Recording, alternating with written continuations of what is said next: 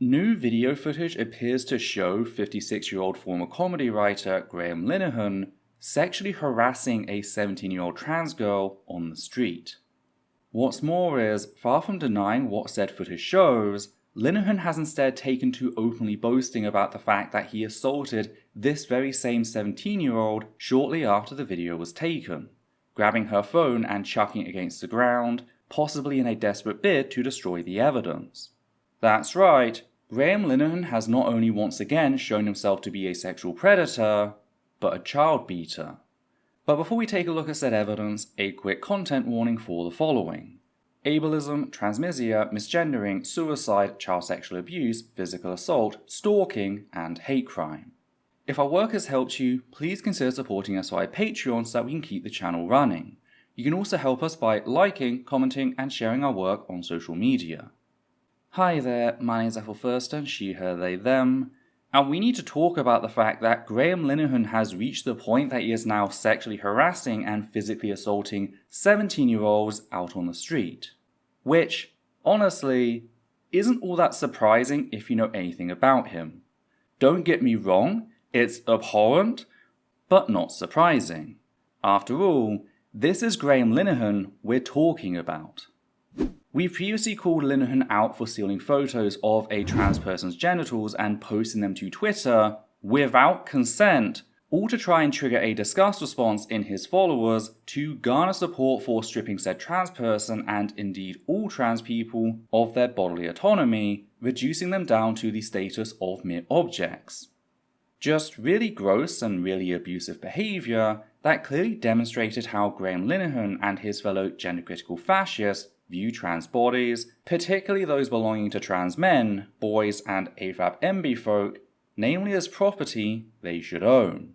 This is not a fringe belief, by the way, and is one openly promoted within gender-critical circles when they're alone, as seen in this now infamous speech given by Alison Bailey at an official LGBT Alliance conference. Up and down the country and around the world, girls are removing breasts that have never known a lover's caress. Trans boys, who Bailey is sexualizing here whilst misgendering them, don't receive surgery as medical minors. All they're given are fully reversible puberty blockers that pause breast tissue growth.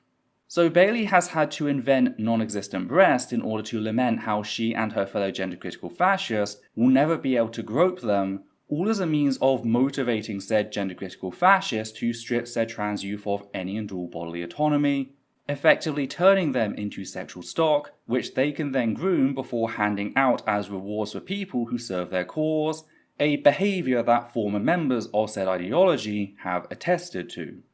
And I keep showing that video, what I've taken to referring to as the Bailey tax, because the LGBT Alliance, along with their members in the audience, have refused to call out or even distance themselves from said comments. In spite of that speech having been published to YouTube in November of 2021, after which it was called out by myself and countless other trans people for how it sexualizes the bodies of trans minors, it remains up, public, broadcasting said paedophilic message via their official platform. This is not a fringe belief, this is a foundational tenet of gender-critical fascism, and we'd be wise to keep that in mind when tackling said predators. Which brings us to today's topic, starting with how Graham Linehan has been stalking a 17-year-old trans girl known simply as Sophia. And we know that she's 17, with Turfpedia having published a partially redacted photo of some of her ID, showing that she was born in 2007. Quick note, a lot of the stuff we'll be covering in relation to Sophia was compiled by Turfpedia in a wonderful thread they put together. There are a few things they shared that I won't be covering, so do be sure to check out their work and support it. Now, the reason Sophia felt pressured to do this is because, following the 13th of October, Graham Linehan had begun posting about her repeatedly. And by repeatedly, I mean no less than 7 times within 3 days. He was obsessed, trying to find out Sophia's personal details, tagging the Met Police into said post, believing that Sophia had been one of the kids who shut down this year's LGBT Alliance conference. You know, the one which openly sexualized trans children? That LGBT Alliance conference? We put out a video regarding said action in how the conference was shut down by a group of trans kids who snuck in, spread out, and released 6,000 live crickets into the hall. We've also published a video containing 7 testimonies by children involved, both of which are worth the watch if you'd like to know more about these kids and the sort of violence the LGBT Alliance and wider gender critical movement has inflicted upon them. Yeah, returning to Linehan, it seems that he was so angry at this group of brave children standing up and fighting for their right to exist without being preyed upon by him and his friends, that he'd made it his personal mission in life to terrorize this kid. That's literally what his first post was about. Another bigot posted about said kids, labeling them extremists for not wanting to be stripped of their bodily autonomy and treated like a sexual resource, which is when Linehan chimed in with, quote, "Wasn't Fred Wallace present? Was this guy with him by any chance?" End quote, along with the now familiar photo of Sophia, deliberately misgendering and thus dehumanizing her, a 17-year-old, in the process. And it's not as if Linehan isn't aware that she's just a kid, with him labeling her a quote-unquote psycho posh kid, before going on to acknowledge the fact that he knows she's only 17 in a later post. Said post involved Linehan taking shots at one of the adults who was seen near her, once more labeling Sophia as a quote 17-year-old sociopath who thinks he's a girl, end quote. It's worth acknowledging how, along with the blatant transmisia, both comments display incredible levels of ableism. This is important for a number of reasons. First, ableism hurts disabled people in that it treats them and their very existence as lesser. That's pretty obvious. Second, ableism is one of the primary ways through which fascism extends itself. The whole notion of degeneracy, social decay, and eugenics is based around tiering people based on their abilities, both physically and mentally.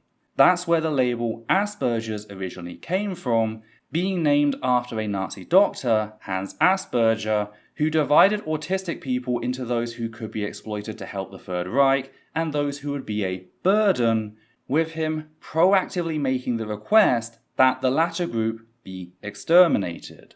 This is why neoliberal capitalism, in its efforts to court fascism, has sought to rebrand the concept, changing said labels to high and low functioning, both of which designate how exploitable an autistic person is. So we should be against ableism, as it exists to allow fascism to creep back into society. Third, said ableism is used as a further excuse to strip trans people, particularly AFAB trans folk, of their bodily autonomy. They're quite literally framed as intrinsically irrational girls in need of extreme oversight. That's why gender-critical fascists are so keen on promoting the idea that trans people are more likely to be autistic, with the implication here being that autistic people are easily duped. The reality? Studies have shown that autistic people are less likely to adhere to gender stereotypes and general perceptions of gender than holistic people. This means that a part of the reason so many trans people are autistic is because autistic people are more open to exploring themselves without the arbitrary constraints of society, reaching a conclusion based on how they feel above external pressure. Speaking of implications, whilst returning to that last post, the thing Linehan seems to be suggesting here is the idea that the only reason an adult, like the person seen next to Sophia, would be anywhere near a child is for some predatory reason, and not, to support that child in fighting for their right to exist? Which is kind of ironic considering how he's going on this rampage in defense of a pro-child predator conference. And this isn't the first time we've seen this very behavior.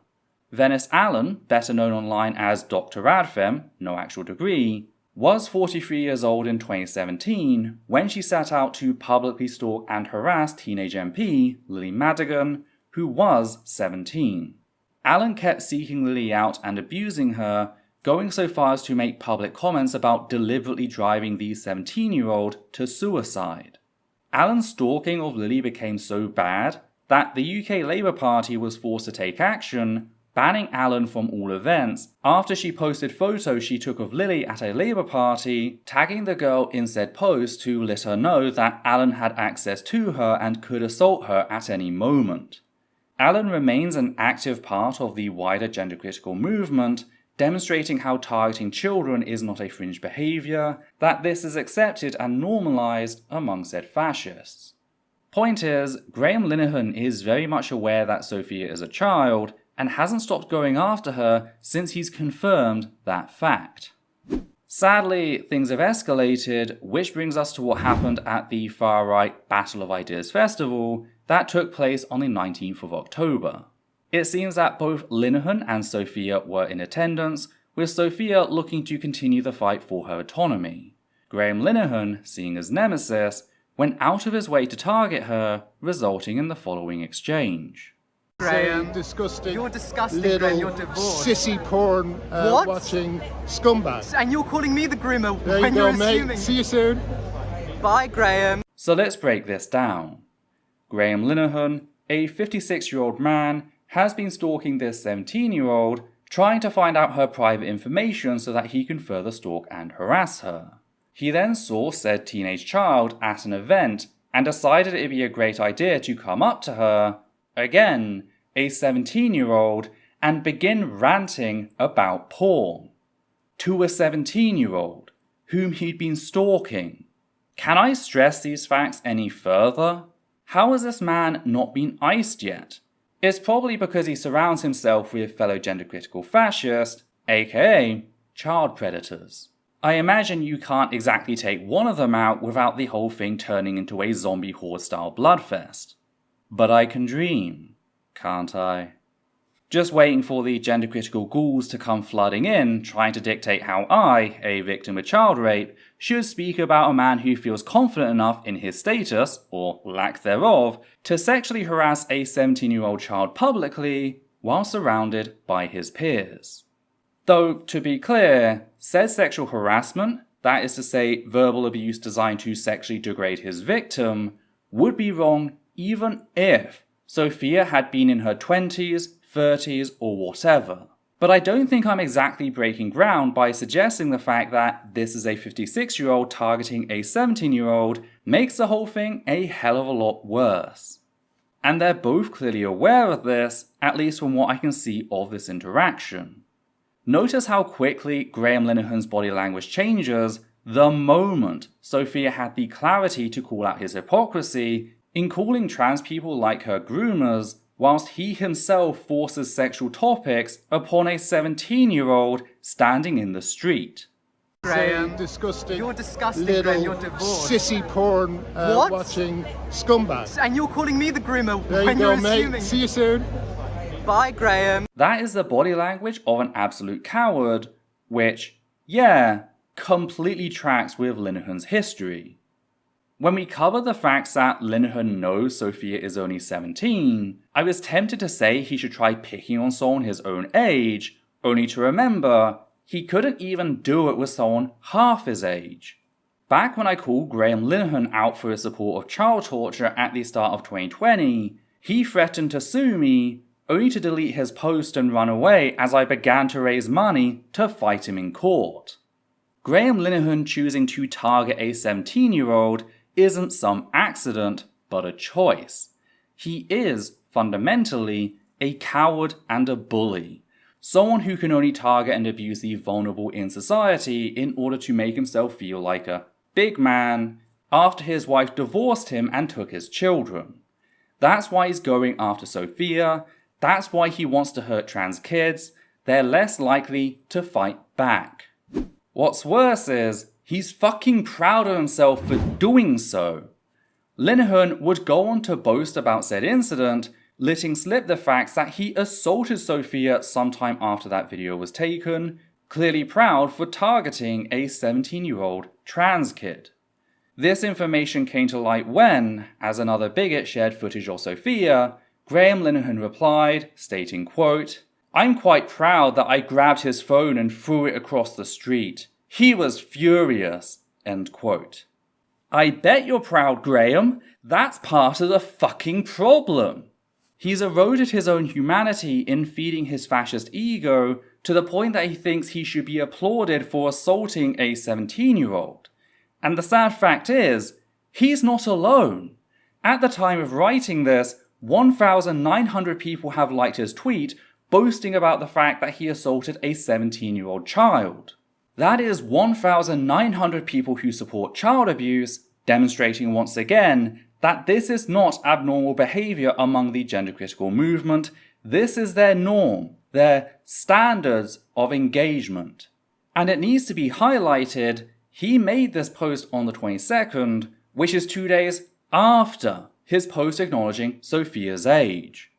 This is why, to me, it doesn't matter whether he knew her exact age prior to the 20th of October, because his behavior since then hasn't changed. Now, since it hasn't changed how he talks about things as he boasts about what he did, I don't think it's fair to argue that it would have changed his actions in the moment. I think he would have done exactly what he did until he realized he'd done it on camera, at which point he would have assaulted Sophia to try and destroy the evidence, like he did. Because that's an angle I've seen missing from a lot of the discussion about what happened. Graham Linehan assaulted Sophia to steal her phone, and then tried to smash it on the floor.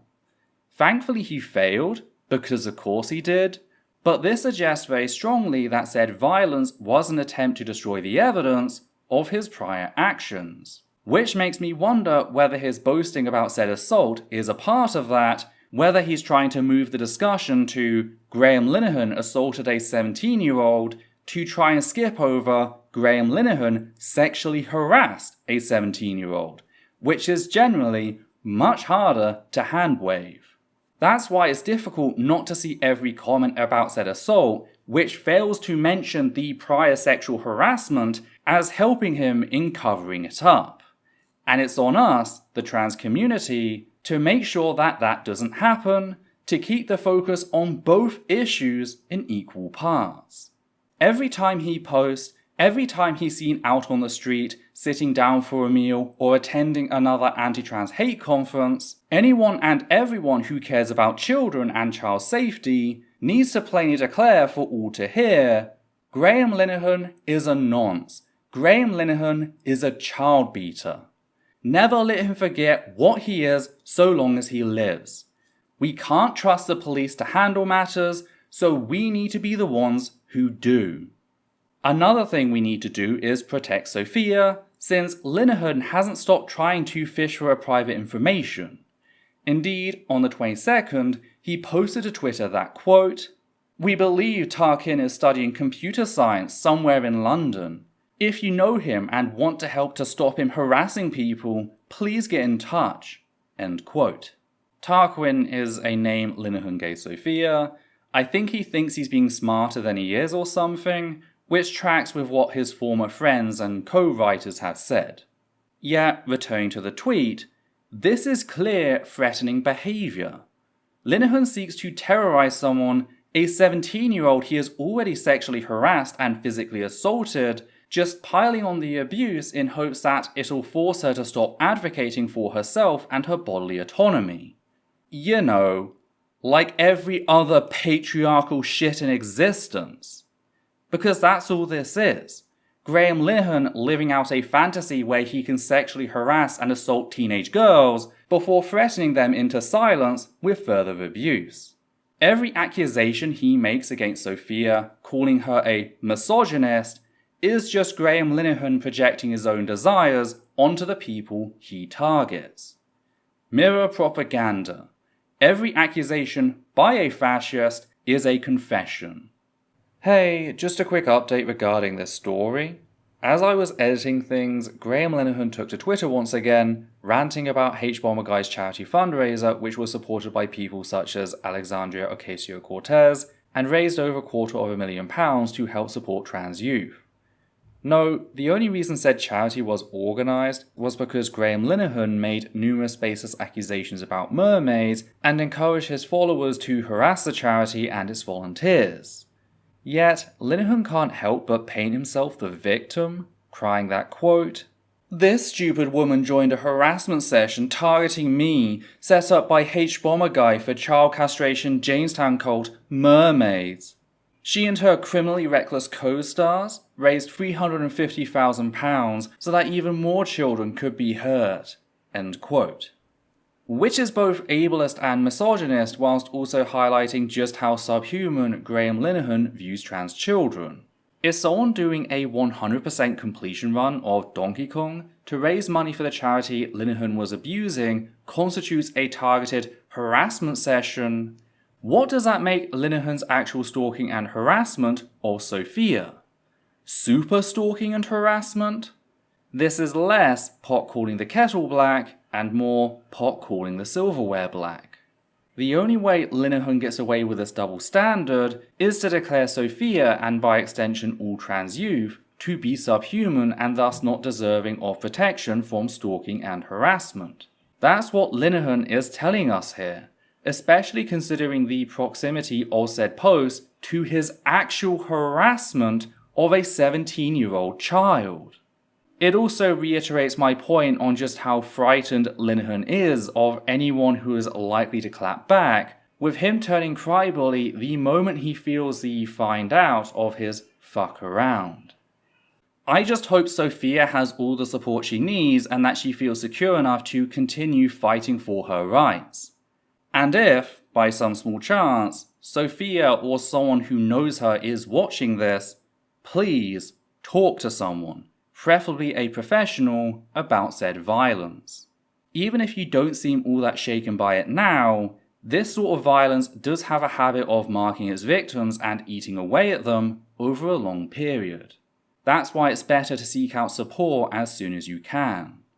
If you can't see a professional, then at least find someone you can confide in so that you can acknowledge in full the violence forced upon you, even if it's just saying it aloud. Sophia, you did absolutely nothing wrong. There is nothing you could have done that would have justified this 56-year-old creep sexually harassing you before assaulting you to try and cover up what he did.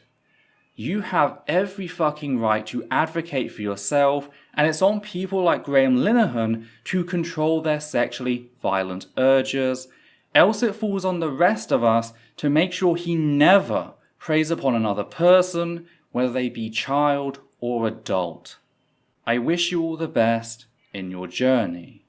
And to the rest of you, again, do check out our video on the crickets and their testimonies. All money from the testimony video will go to the crickets fundraiser. With that noted, what do you think? What other ways can we hold Graham Linehan accountable for his sexual violence? In what ways can we inform others about the violent and abusive nature of gender-critical fascism? What actions can we take to protect members of the community, and really, people in general, from said violence? Did you notice something I missed? If so, be sure to let me know in the comments down below. And if you appreciate what we do here and want to help keep us running, please consider becoming one of our wonderful patrons who make our work possible. You can also make a one-time donation via PayPal or Super Thanks on YouTube. On that note, we'd just like to thank the following people: Matthew Kovac, Hannah Banghart, Goddess a Lighter, Sosh Daniels, Flynn, and Higgins the Seagull. And from myself, Adita and Levi, take care now.